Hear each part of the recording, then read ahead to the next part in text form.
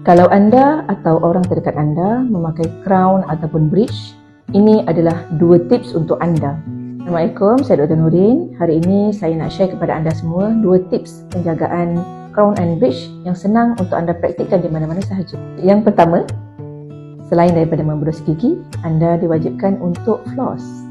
Pastikan floss di sekeliling gigi crown tersebut untuk memastikan tiada sisa makanan yang terlekat di celah-celah gigi dan gusi anda.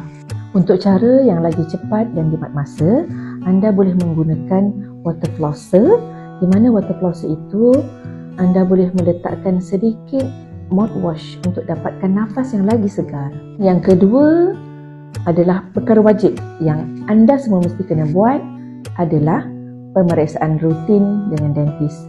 Kami menasihatkan sekurang-kurangnya 6 bulan sekali. Kalau anda rasa tips ini membantu anda, sila share dan like video ini. Senyuman cantik hanya dengan Smile and Shifa.